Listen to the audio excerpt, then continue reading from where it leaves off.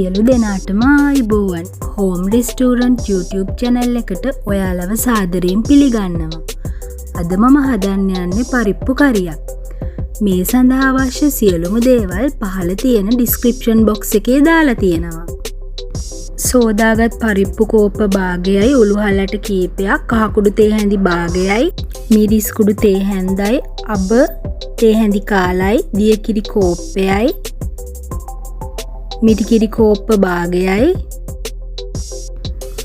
මීළඟට පරිප්පු එක උයා ගැනීමට අමු මිරිස් කරලක් කපාගෙන තියෙනවා, සුදු ලුණු බිකි දෙකක් කපාගෙන තියෙනවා සහ රම්පේ කරපිංචා. මීළඟට තෙම්පරාදුව සඳහා බීලුණු ගෙඩි භාගයක් හීනියට කපාගෙන තියෙනවා, වේලිච්ච මිරිස් කරල් දෙකක් කඩාගෙන තියෙනවා, කරපිංචා කීපයක්, සුදු ලුණු බිකක් හීනියට කපාගෙන තියෙනවා. මුලින්ම භාජනයක් අරගෙන ඒකට පරිප්පු ටික දාගන්නවා. දැන් අපි කහ කුඩු, මිරිස් කුඩු, උළු හාල්ලට එකතු කරනවා.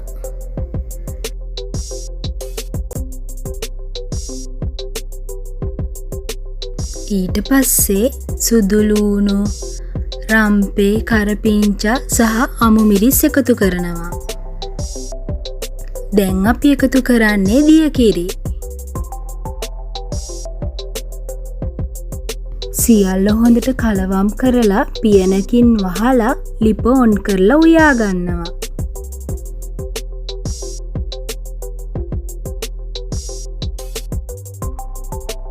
මේ තියෙන්නේ මම ගෙදරදීම හදාගත්ත තක්කාලි සෝස්. මේ වීඩියෝ එකේ ලින්ක් එකත් මම එන්ඩ් ස්ක්‍රීන් එකේ දාන්නම්කෝ. ඔන්න දැන් විනාඩි 10කට පස්සේ අපේ පරිප්පු එක තැම්බිලා ඉවරයි. දැන් අපි මිටි කිරි ටික එකතු කරනවා.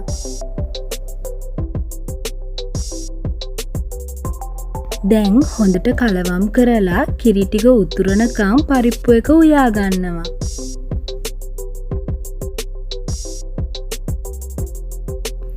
අපි මද ගින්දරේ තමයි පරිප්පු එක උයාගන්නේ.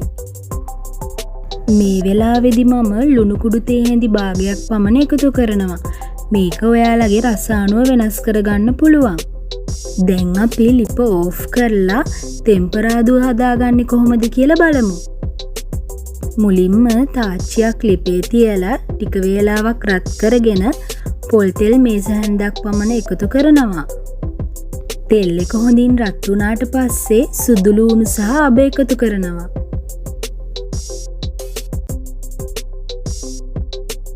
සුදු ලුණු බාගෙට බැදීගෙන එනකොට අපි හීනියට කපාගත්ත බීලුණු ටික එකතු කරනවා.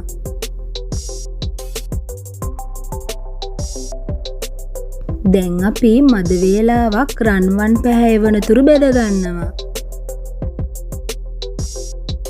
මේ වෙලාවේදී ගින්දර අඩුවෙන් තියෙනවා නම් වඩාත් හොඳයි.